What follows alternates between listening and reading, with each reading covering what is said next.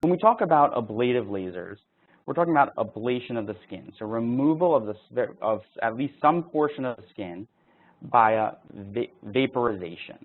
And so how do we do that?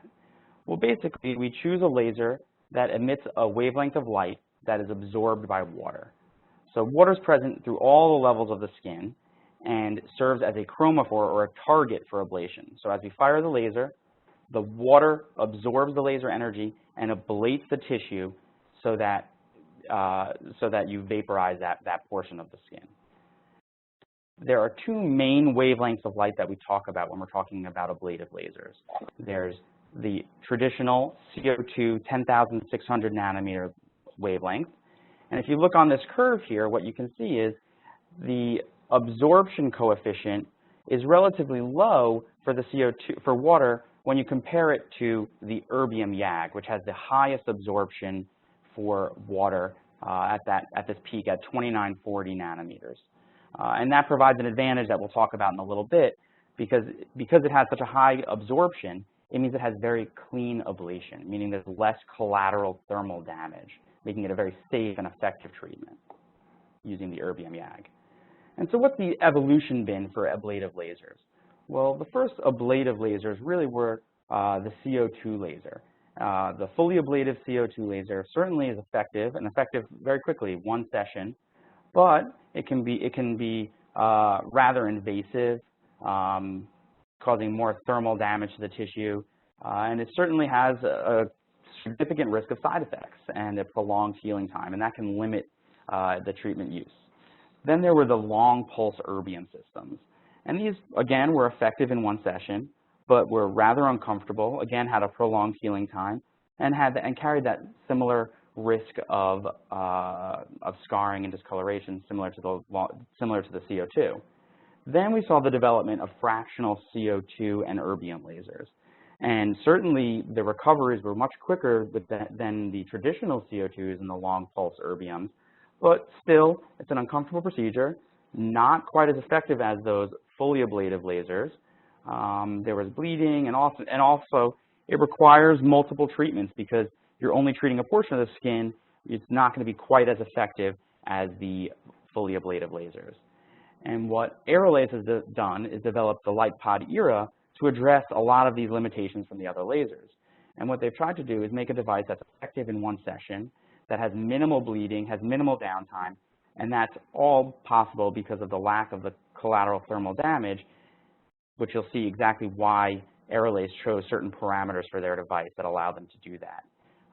Really what they've done is they've optimized the parameters by really making a short pulse duration, meaning how long the laser actually fires, and by making it very short, they made it 300 microseconds, you can minimize the amount of heat that's spread to the areas that you don't want to treat.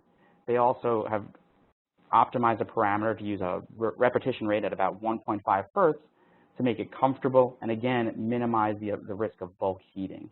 And the beam is collimated. And here you can see a diagram of what the laser does to the skin, the histology of the skin. And if you look all the way on the right, you can see what continuous wave CO2 lasers do.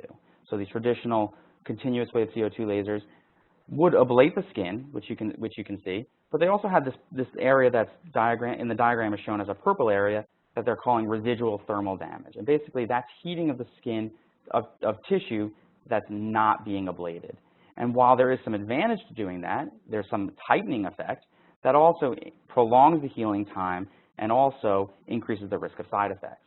And so then we saw the development of these shorter pulse CO2 lasers, which had less collateral thermal damage, significantly less, but still had collateral thermal damage. Then we saw the development of these long pulse erbium YAGs. And in that case, we saw a dramatic reduction in the residual thermal damage, but still there was some.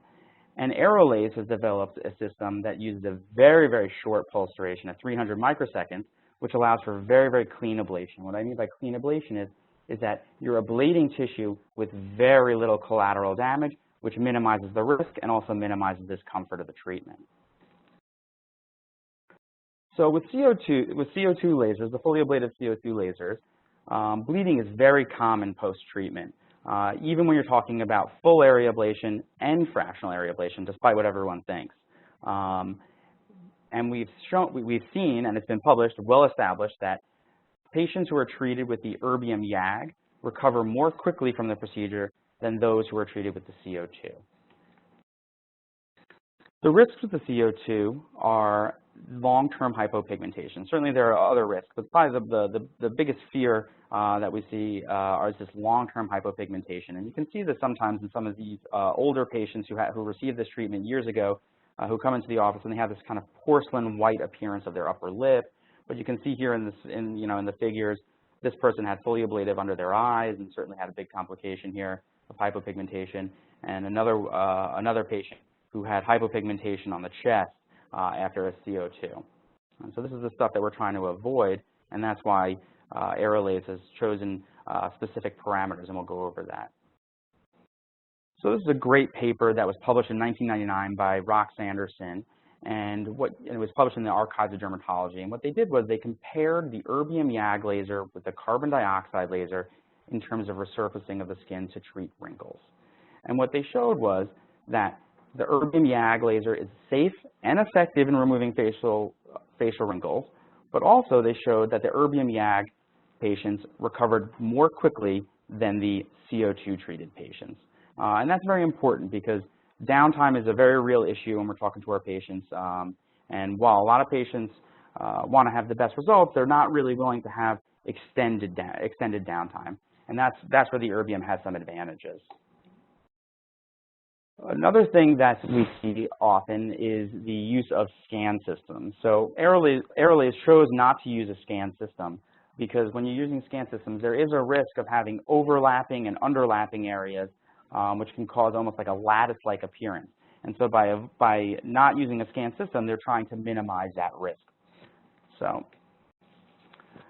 what about fractional lasers? Certainly fractional lasers are very, very popular and certainly have lots of advantages. Certainly you recover more quickly because with fractional lasers, you're only treating a portion of the skin, a small percentage, and leaving untreated normal tissue in between. So that means you can heal more quickly, and certainly there is less risk, but it also decreases the efficacy to some extent compared to the fully ablative devices. So, these systems still have downtime, but you have to have multiple treatments. And so a lot of patients are kind of stuck deciding between, oh, do I really want to have multiple treatments if I'm still going to have some amount of downtime? And that's why Aerolase has chosen to do a fully ablative system rather than a fractional system. This is just showing you that even with a fractional laser, there can be significant downtime. And you can see here pre-treatment and then immediately post-treatment with a fractional Erbium, this patient is going to have significant downtime.